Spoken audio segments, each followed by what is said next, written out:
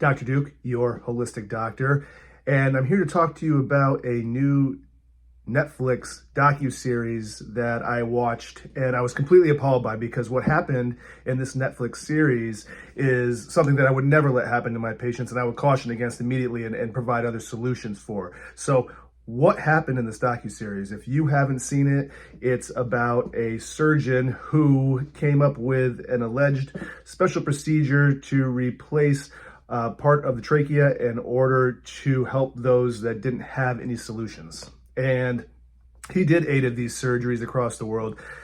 7 of those people are no longer with us. 1 of those people is still alive simply because he actually had that little plastic piece removed. And so why did he think this would work? Why did the world tout this as the next great coming of surgical procedures? And the reason for that is because he was utilizing not only this special little piece of plastic that he had conjured up, but he was soaking it in patient stem cells. And so he assumed that this would ingratiate it to the body and make it capable of functioning as a regular piece of the body, I guess. And so stem cells are specialized cells that can basically form into any other cell. So they're great and have huge potential for regenerating the body in different ways. And so there is merit to what he's attempting to do. It's used in injections for a lot of other things. It can be quite beneficial. And so it definitely deserves investigation. One of the biggest problems with what he did and why this became a docuseries and why he was eventually held liable for these issues was because he was doing experimental surgeries on his patients before ever having done the experimental surgeries on animals, which is absolutely crucial and necessary to determine that it's even potentially possible to work. So these unfortunate souls suffered severely. One particular individual actually quoted it in her own emails as saying she was rotting from the inside out and that people would move away from her due to the smell. It was so repugnant. And so it was a terrible way to die. And this type of thing didn't probably have to happen to the majority of them, simply because not all of them were actually required surgeries, at least for the one who specifically said that she was rotting from the inside out. So again, stem cells absolutely have great benefit. Not following the ethics that doctors should be following in order to protect their patients, something I have huge respect for and am livid watching that docuseries, because I can't believe that a doctor would do that to other human beings he's supposed to be helping. So what happens when you put these things in the body, specifically non-organic material that isn't supposed to be there? He assumed that slathering the stem cells all over this piece of rubber plastic that looked like something you'd pick up in the plumbing section at Home Depot would somehow just magically allow the body to start dealing with it and grow into a normal piece of tissue, or at least allow the plastic to not be recognized as a foreign entity, apparently.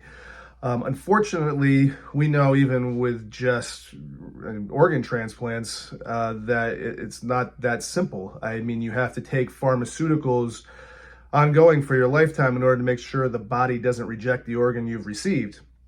Already that's problematic, and people deal with a whole host of problems from that. But we treat patients in this office. I treat patients personally who've suffered from things like breast implant illness, very real and ignored by conventional medicine. And simply having that foreign plastic in the body can cause a whole host of issues. Seeing patients with fungal and bacterial infections around the wound sites internally, and when they're removed, you can actually see them all over the implants themselves. This can cause a whole host of issues that go unrecognized and are by most physicians said to be something else. So when that occurs, then they don't get the treatment they deserve, or they aren't being told to remove those things because they're told that can't be it. That's not what's causing it. Other neurocognitive issues, other GI issues, things like that. You see that also with benign metals that supposedly are okay in the body. Patients that have titanium implants or other caps or fillings, things like that. For the most part, nobody has a problem, but a small percentage of people will have reactions to these things, just like that plastic in the body is not recognized.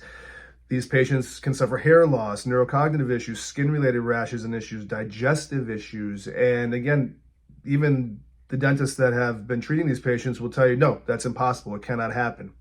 It can happen for a majority of people. So you need to be very, very, very aware of what you're putting inside your body and not rely on false miracles or hopes to get you there. What does this all come back to? It comes back to, how are these people put in this position in the first place? Of course, some people were too far along for the care we do to resolve their issues. But how did they get there?